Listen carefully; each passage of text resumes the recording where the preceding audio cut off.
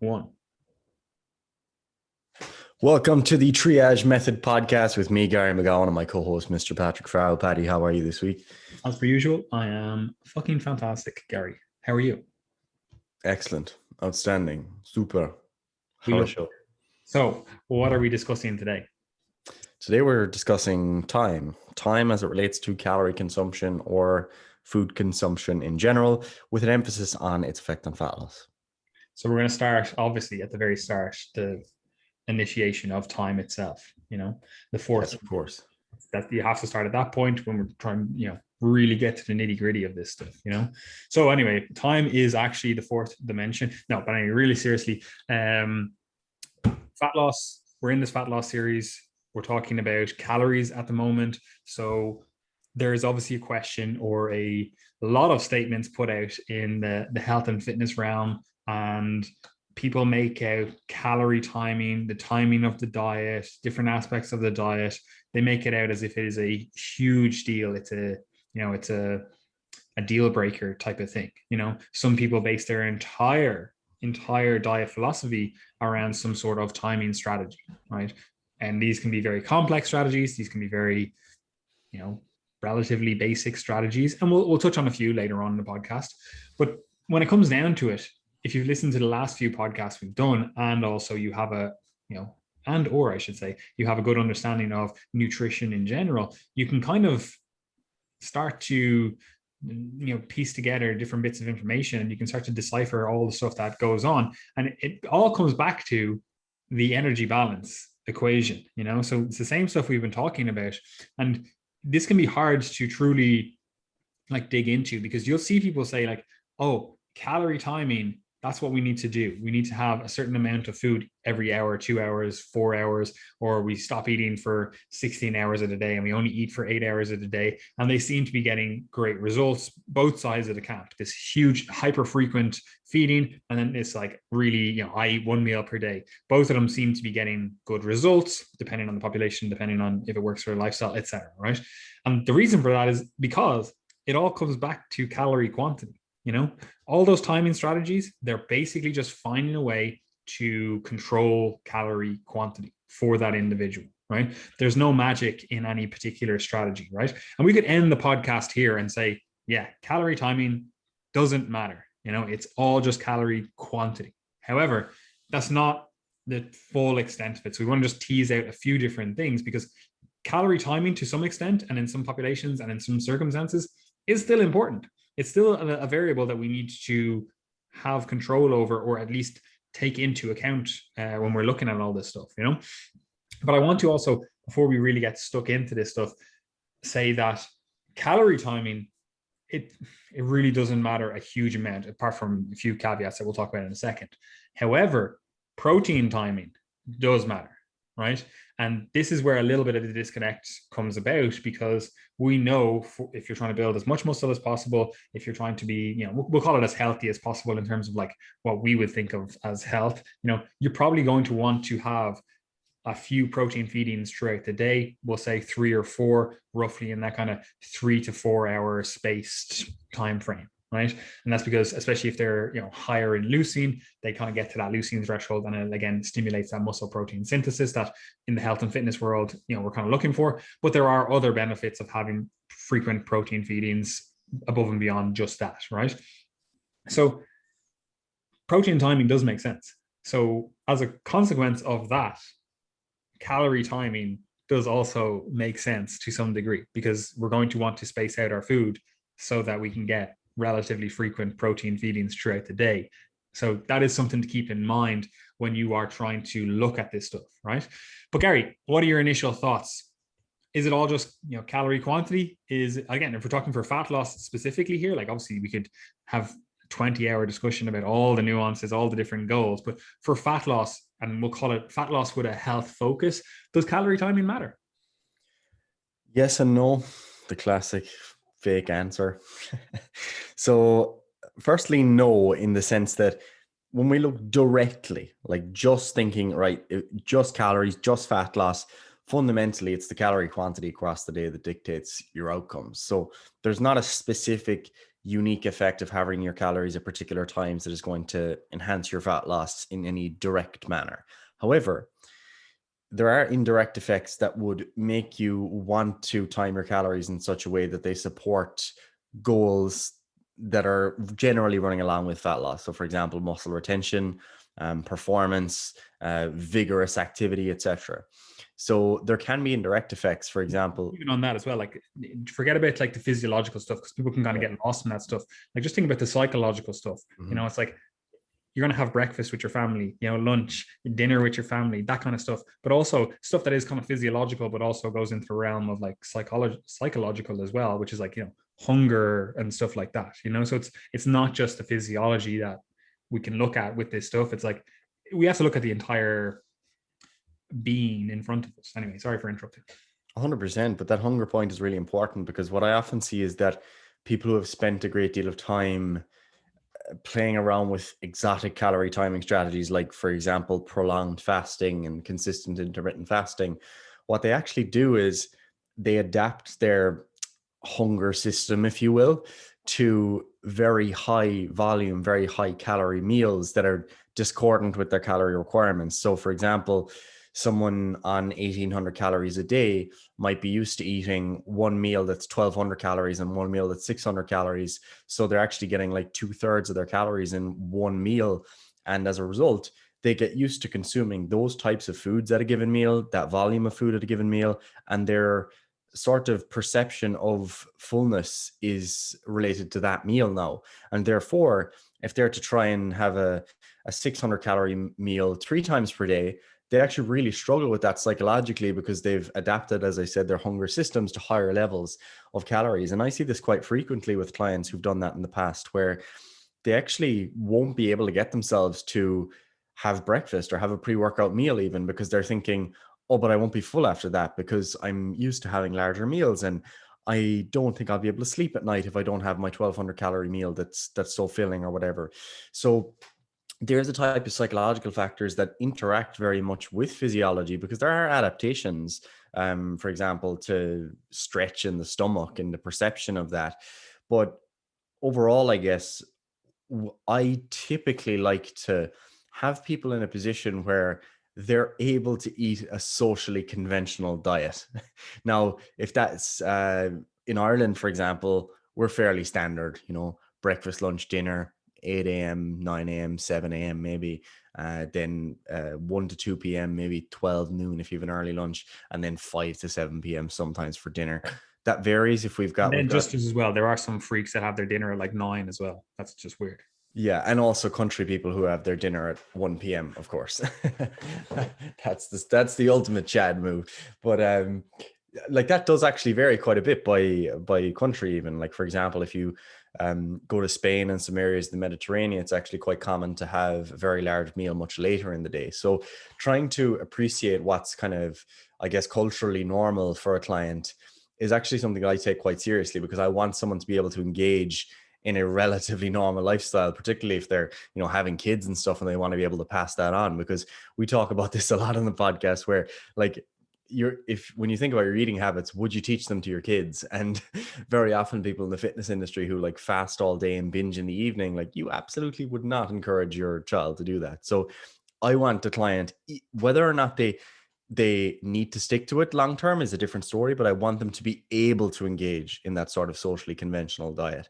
So in that sense, again, calorie timing matters, I guess you could say. So my strict in a vacuum answer regarding calories versus fat loss is that no, it doesn't matter. It's ultimately down to the calories across the day. But when you look at the effects of calories potentially on activity at certain points of the day, on the vigor one applies to their training, and to these kind of social and psychological factors, I think it's very hard to say that it doesn't matter at all. So let's actually just lay this out, right? So from the perspective of fat loss, calorie quantity is the most important thing, right? Yes. There's really no arguing with that statement, unless again you want to change the laws of physics that we understand, right? That should be pretty obvious. You've listened to the previous podcasts, you have an understanding of nutrition, etc., right? So you understand that. So it all comes down to calories. However, we do live again in this four-dimensional world, so there is a temporal aspect to all of it, so we could argue that the physics of the world say that timing to some extent matters, and obviously we can push this argument either way. You can be like, oh well, timing doesn't matter, so let's look at things on a week scale or a month scale or a whatever. You can really just push out. It's like, oh well, you've, I don't know, however many fucking calories, I was going to say in a year, whatever. This is obviously incorrect, but 30,000 calories, right? You got 30,000 calories to eat in a year. Why don't I eat them all on Christmas Day? It's like, obviously, that that's not going to be the most beneficial thing for your health. You're going to be starving the entire year. So obviously there is some merit to understanding timing of the diet, right? But as long as we look at things in a, well, say 24-hour, even a 48-hour, context, it kind of becomes meaningless, and we're actually looking not at the physiology of the system. We're looking at well, there is some physiology in it. We're looking at more of how this fits into the real world, right? Like, as we've discussed, like hunger is still a thing. So you're going to have to deal with that. Now, again, hunger is not just a physiological thing. It is a psychological, it is a social thing. It is a, conditioned thing to some extent. And like some people, especially in we'll call it the developed world, although I think you're not supposed to say that anymore. We'll call it the developed world.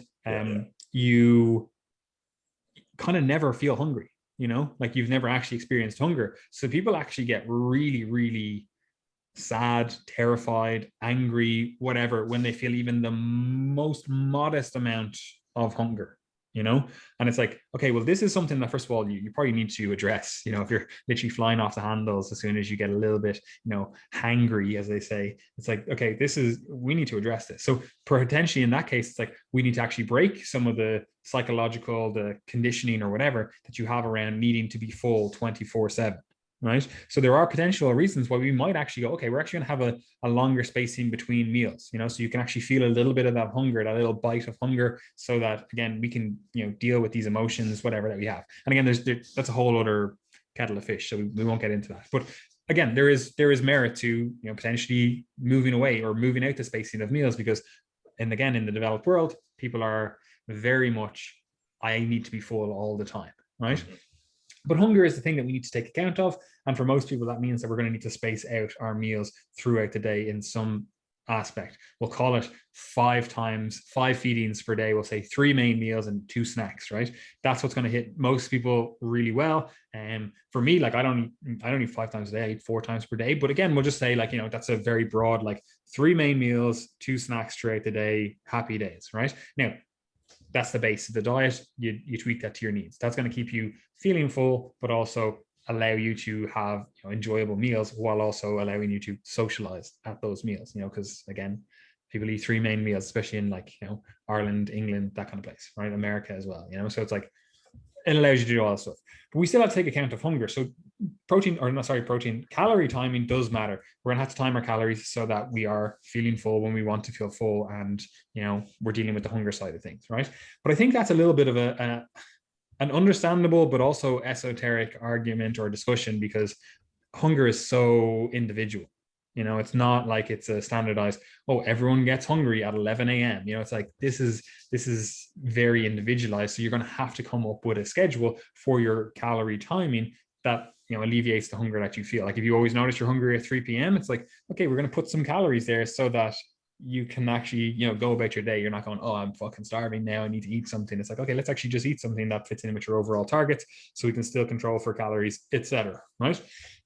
So again, it's a little bit esoteric, a little bit hard to discuss, because again, it's very individualized. However, there are some other things that we can look at that, again, it makes sense why calorie timing would be a thing that we consider. Like, you've touched on it before as well, earlier on, you said, like, we want to be fueled for our training, right? So if we're training 3, 4, 5 times per week, we want to be well fueled for those training sessions. And obviously, again, that is an individual thing. However, I can give you some broad generalizations. Is like, we probably want to eat something an hour to 2 hours before training, so that you have some energy for the training session. And if not, you want to be fueled like a couple of hours before that, right?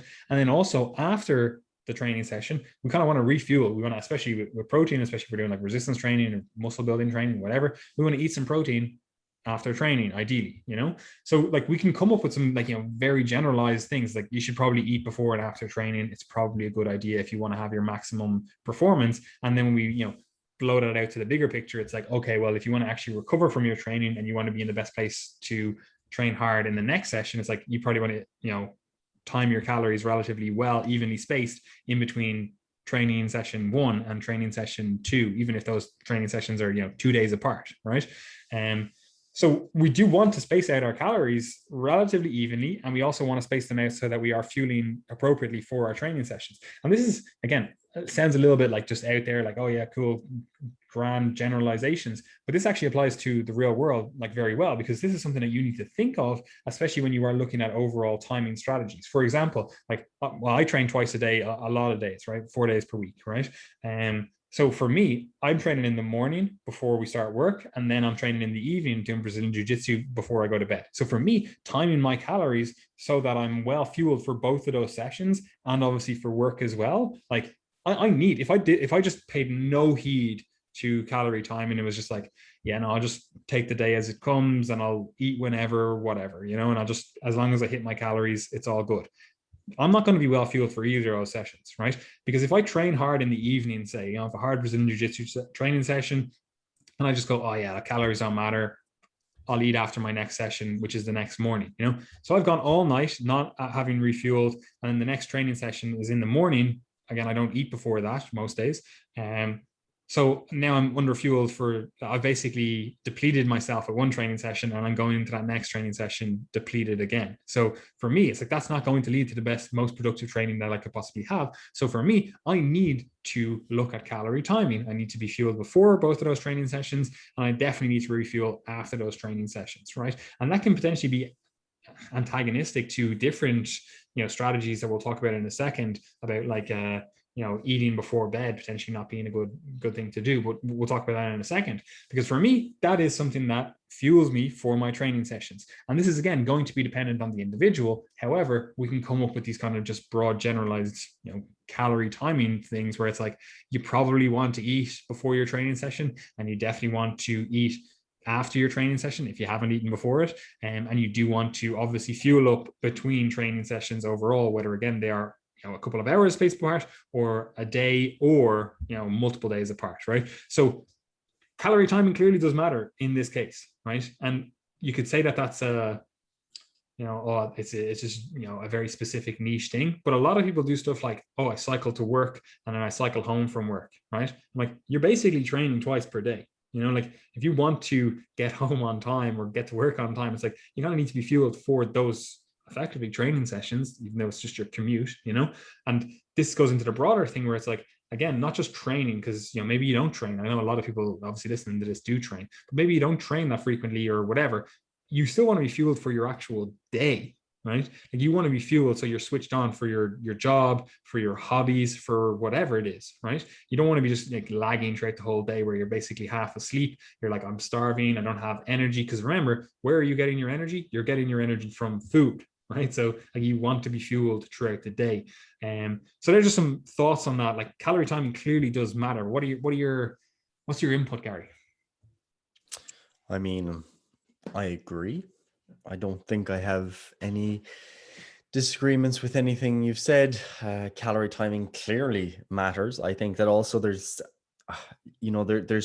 this thing that comes up quite often of adherence, for example, to multiple different training sessions. And for yourself, you can train twice per day, and clearly that's something that is important for calorie timing. But it's also the case that if you're training, let's say, an hour of resistance training, and then because you're trying to lose fat and you're not that active, you have 45 minutes of conditioning or cardio to do after that workout, like, your energy status impacts your motivation and impacts your adherence. And like, that's something that's easy to just brush under the carpet, because we all like to think that we have the psychological will to be able to overcome any of these things. But the reality is that your energy status modifies that. There's good evidence to demonstrate that people in high decision-making capacity, judges, for example, that decision-making is affected by energy status, Just to elaborate on that, like, it is weird as well. Like, your actual like day-to-day life, not just even like, whatever, like, it is impacted by this stuff. And like, you bring up judges in terms of like, whatever your barrister, judges, whatever, the law, the courts, Yeah. right? They do get impacted quite a lot, whether they're sentencing someone before lunch or after lunch, and how full they are. And like that, it's actually like frightening statistics you can see on that stuff. And if you really want to go down a fucking rabbit hole, but that should give you a clear indication that fueling throughout your day is important for your job as well. Your hobbies, all that kind of stuff. Again, just outside of training, which I presume most people listening to this, they want to do well in life. They don't want to just coast through life. So they probably want to do well in their job, whatever it is. Like obviously, like our job is like our business here. So like, we work for ourselves. Like we can't just coast throughout the day. So I need to be switched on, and I know you're the same, Gary. But I know a lot of people, like if you work an office job, like the average office worker does an 8-hour shift and they only get 3 hours of work done, but imagine if you were like, that's the statistics. It's frightening again to think of that, but they're the statistics, right?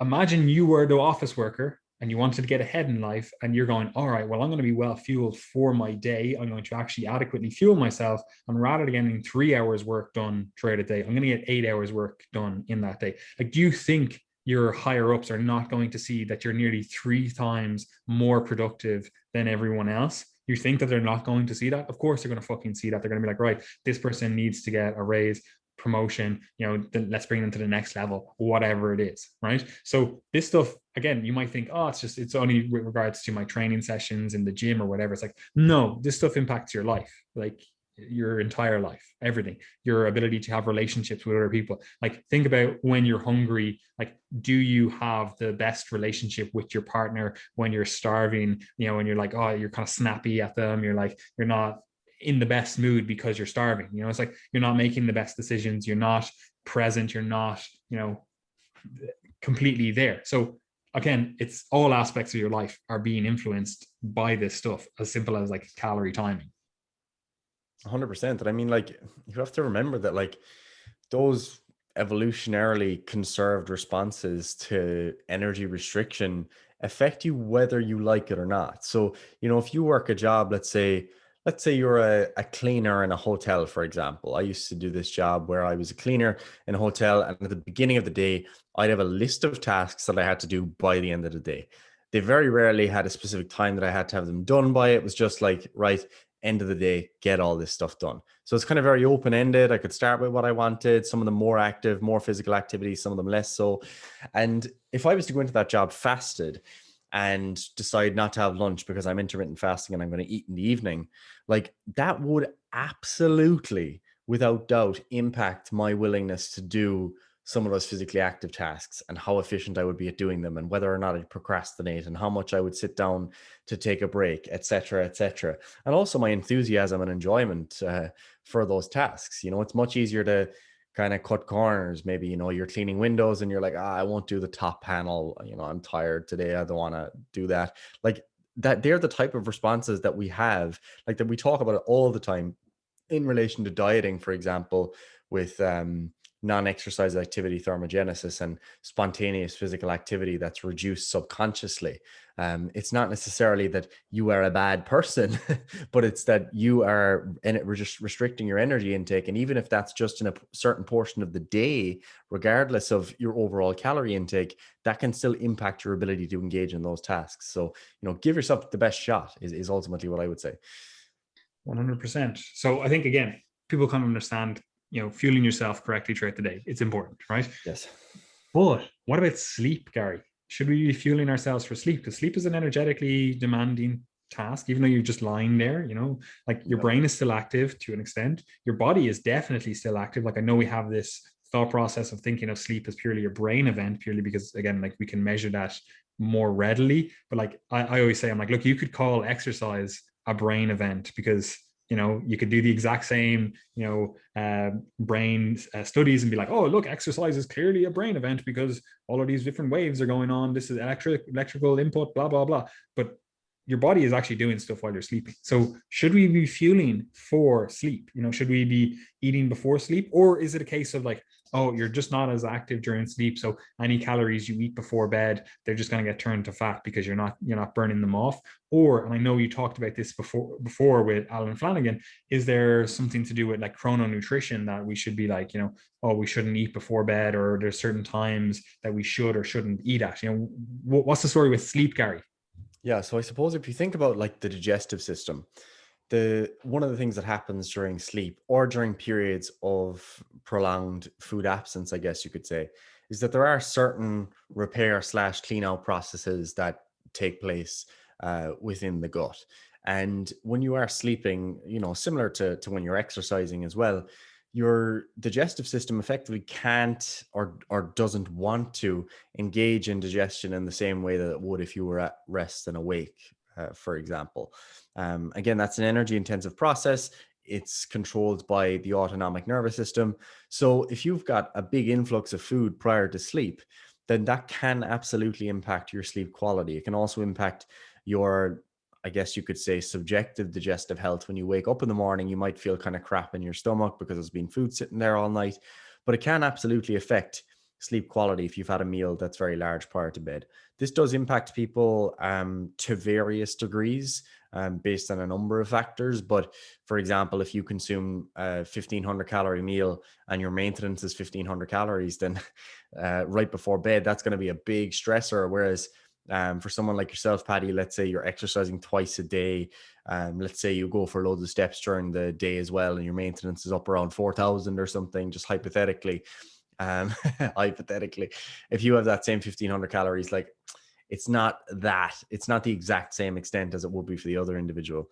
So you have to see yourself how it impacts your sleep quality subjectively. On average, eating too close to bed, especially larger meals, does tend to compromise sleep quality. But again, it is an individual effect. I know personally, it definitely affects me. If I have a very large meal, especially if I get like pizza, for example, and I get it too late and, I really fill myself up, definitely find myself waking, feeling groggier the next morning. I'll sweat a lot more in my sleep. So it will affect me for sure. So that's a personal variable. That's the sleep. Doesn't affect me in the fucking slightest. I know. I could eat you before bed, the entire body. No hum. But I could eat an entire fucking human and it would just not affect my sleep. And again, like this is the extent of that, like, inter-individual variability. And you have to take that stuff into account when you are looking at all of this stuff. Yeah, and that's why I emphasized the point, because I knew Paddy was going to say that. So it is individual, guys. All right. Like, why does that matter? You might be saying, all right, I don't care about sleep, I care about fat loss. We know that. Just on that as well, there are other things as well. Like I know you said like pizza, that like that it gets you, especially because again, magnitude of calories, etc. Right? But there are other things that are obviously going to, well, they're related to the timing of your intake. For example, like if you have alcohol before bed, your sleep is just going to be woeful, right? So it's not just looking at the calorie side of things, it is looking at what you eat as well, so it's like, or I say eat or drink, so like there are certain types of foods, that might, just not work well for you. And then obviously stuff like alcohol, we know that, negatively impacts on your sleep overall. But anyway, I just wanted to throw that in there. Yeah, absolutely. It is a good point, because a lot of people will have alcohol like as a nightcap, so to speak. Similarly, like increasingly popular, among people our age and younger, my age and younger, I should say, you're old, is smoking cannabis before bed as well, obviously, especially in recent years, because I think, there's been a lot of talk about, oh, look, cannabis can offer these health benefits and all these sorts of things. But again, that's one of those things where, yeah, it might help you get to sleep, much like having alcohol might help you get to sleep, but it, again, compromises sleep quality. So you have to think about anything you're using to help yourself get to sleep. How does it impact sleep quality? And for fat loss, the reason we care about sleep quality is because obviously being better slept improves recovery from exercise. It helps better regulate your appetite. It generally tends to lead to more fat oxidation versus carbohydrate oxidation, and modifying factors of insulin sensitivity / resistance, etc. So generally, if you're better slept, you're going to have better body composition outcomes. And with that said, it's not all about just calorie timing in the sense that you're eating too close to bed. There's also the example that we've talked about before where people just go to bed hungry. That's also not very wise. And what you might find is that you're waking up during the middle of the night with hunger, or you feel really awake. You know, you might have had a premature kind of morning cortisol response during the early hours in the morning, and now you can't get back to sleep.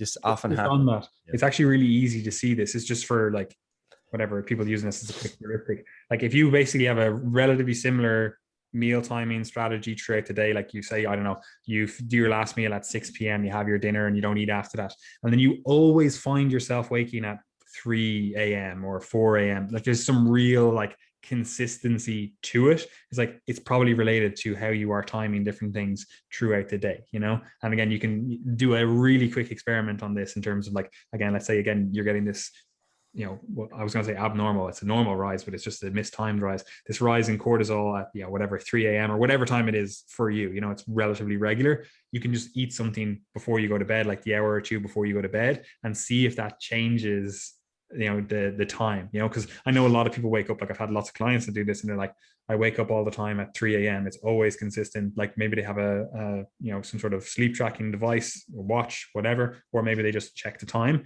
and they're like, yeah, it's always like 3:05 a.m. You know, it's like, okay, we can try to modify this. We can see if we can intervene here, because there is clearly some like a circadian basis to this, and we have an influence over that kind of stuff with our actions, whatever, you know. But anyway, I just wanted to say that.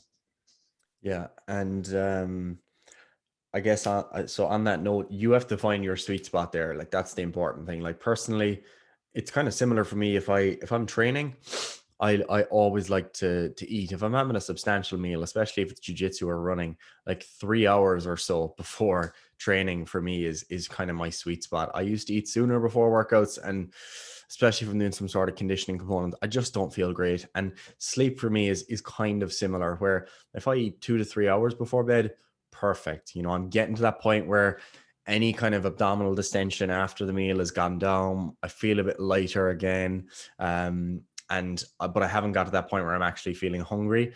That's the sweet spot for me. For others, it might be different. But generally, I think somewhere between, I'll say 1 to 4 hours, let's say, because it includes most people. 1 to 4 hours before bed is generally when I'd recommend you have your last meal.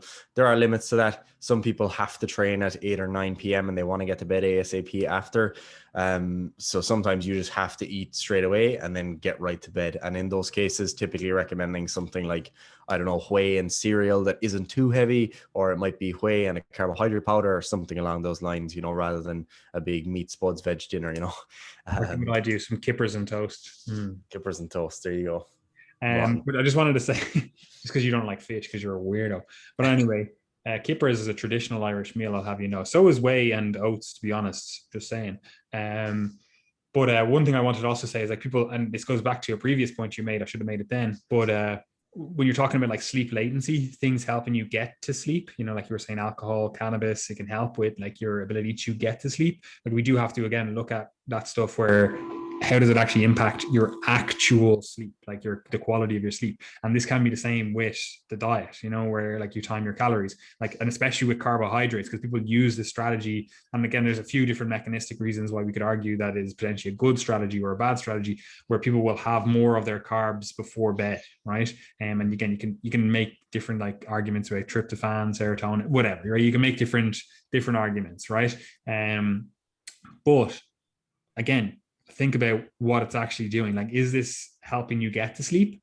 Potentially, right? But is it actually improving your quality of sleep, right? Because unfortunately, a lot of things that help you get to sleep, like people will eat a load of carbs and they'll feel drowsy and they'll be like, right, this is obviously going to be great for sleep, happy days, go to bed. But then they notice that their sleep is actually fucking terrible. They're not actually ever getting into deep sleep. They're just, you know, they're sleeping, but it's not good restorative sleep, right? So we can start then really starting to look at the composition of that meal, how close we're having it to bed, etc. Right? And while it might then mean that you have to take a little bit longer time to actually get to sleep, like, yeah, I don't know, you have this huge meal and then within 5 minutes you're knocked out. You might be like, oh, this is great for my sleep, but in reality, you've crap sleep after it, and we switch it out so you're not eating as much, your carb intake is a little bit lower at the end of the day, whatever, you know, we're spacing the calories out in a different way. And you might be like, right, oh, now it takes me 20 minutes to get to sleep. You might be like, this clearly doesn't work. But then when you look at like your actual quality of sleep, you might be like, oh, wow, now I'm actually getting like 2 to 3 hours of deep sleep per night rather than the 30 minutes that I was getting previously, so it's like we have to actually look at what we're trying to improve rather than just going like, oh, there's eat some carbs before bed because it'll improve your sleep. Well, again, it might improve your sleep latency, it might not actually improve your sleep quality. 100%. I'm on board with that. Fantastic. And do you have anything else to say on this? Because you did talk to Senor Alan Flanagan, anything about the chrononutrition stuff? Because I know there is a lot of research, and to be honest, I follow the research, but I'm also like, I don't know if this is going to influence our practices a whole bunch, especially with regards to fat loss. For other things, in terms of if we're talking about population-wide recommendations in general, people that don't track the calories aren't looking at other variables that we look at. I'm like, yeah, this is probably a fucking game changer overall. However, if you're tracking your calories, you're doing, again, all the health habits that we actively tell people to engage in. What are your thoughts in terms of the applicability of it? Yeah, so I mean, when we talk about chrononutrition, chrono basically just refers to time, guys. So we're just talking about, again, calorie timing.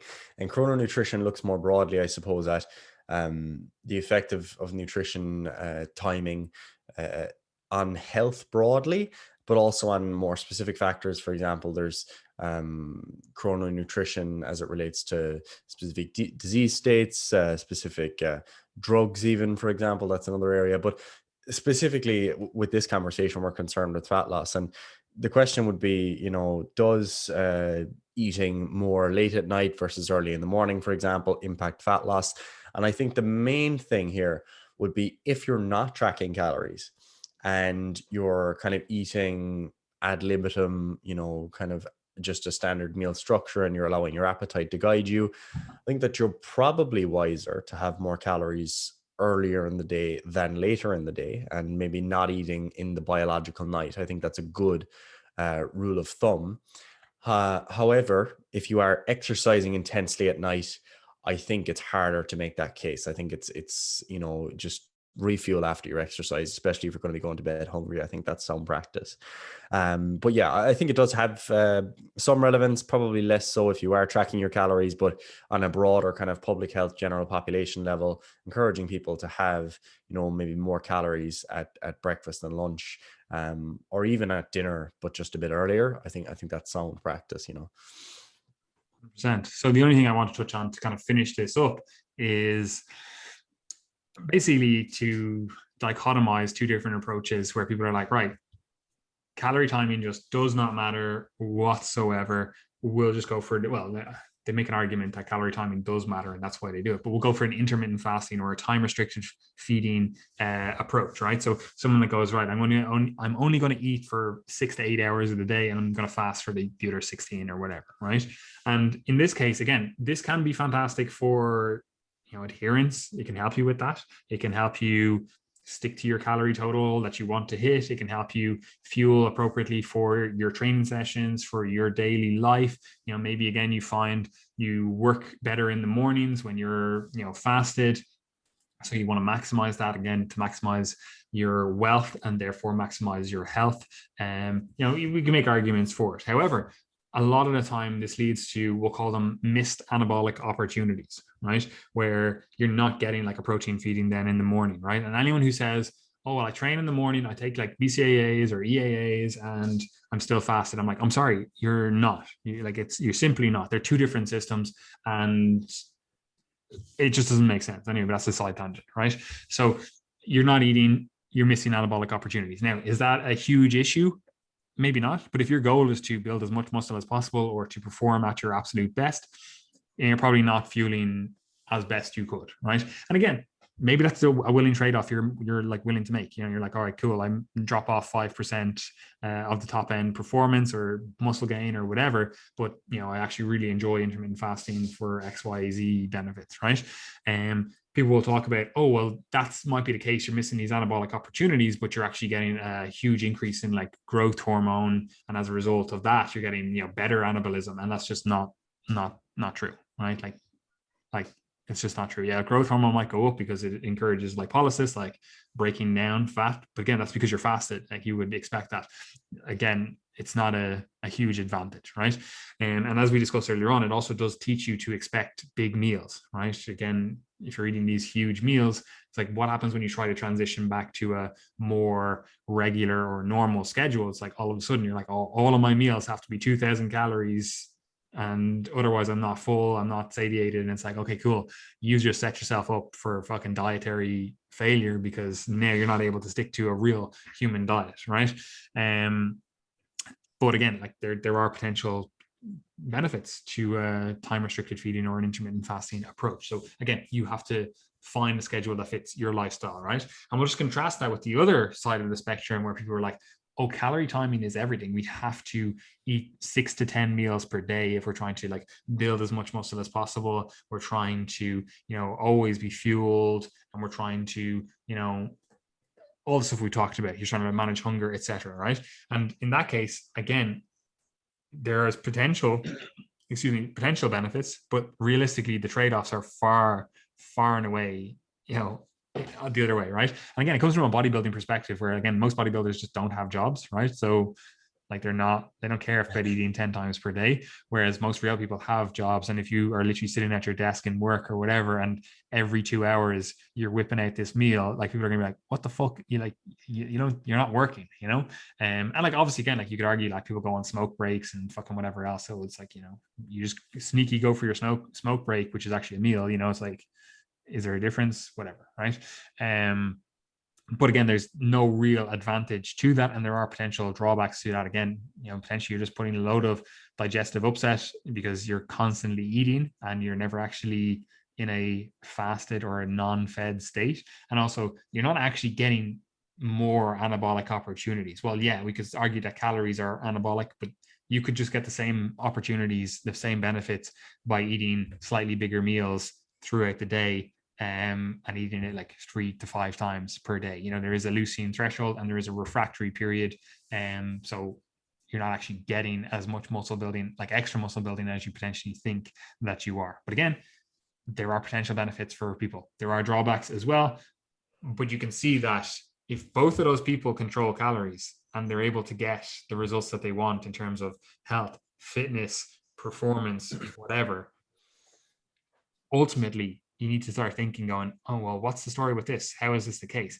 And it all comes back to the fact that they have found a method that works for their lifestyle that allows them to control for calorie quantity, right? It's not the magical timing strategy that they're using. It's the fact that they have fit this method into controlling their calorie quantity, right?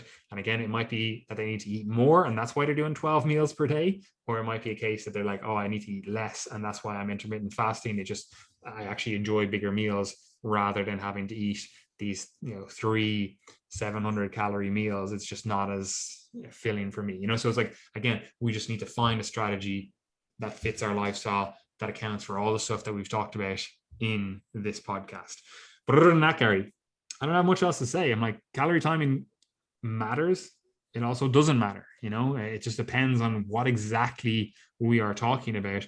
Me personally, I think people should have an eye to it. I'm like, look, you want to eat relatively spaced out throughout the day. You don't want to go either end of that dichotomy of like, I do this like time restricted fasting or I eat these like 12 meals per day. It's like, you probably don't want to go either side of that. But again, there are arguments and there are populations and there are individuals that either side of that argument might make sense, right? But overall, I'm like, for the vast majority of people, just eat 3 to 5 times per day, relatively spaced out, and you're good to go. Like don't overthink it. Then obviously have an eye to, again, performance, recovery, hunger, like how well you feel fueled throughout the day, how your sleep is, all of those, again, stuff that we just talked about. But ultimately, I'm like it wouldn't be the guiding light that I use. I agree. Fantastic. Anyway, I have nothing else to say, Gary. So where can people find us? No, as always, guys, you can follow us on our social media: Triage Method for Triage, Skinny Guys for me, The Real Paddy Farrell for Paddy, and Brian O'Hengisa for Brian. You can message any of us with any questions you happen to have, whether there about the podcast or otherwise. Of course, if you're interested in actually working with us and getting your goals in check, we do have a couple of coaching spaces available for the next couple of weeks. So if you'd like to get in touch, you can reach out to us. That's no problem. We have a newsletter as well, the Triage Method newsletter, which you can subscribe to. You can also join the Triage Method community, which is our Facebook community.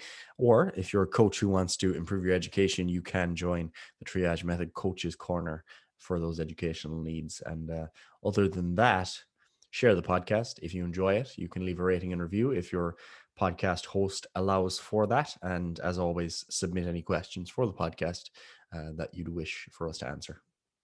Absolutely splendid. Anyway, guys, enjoy yourself.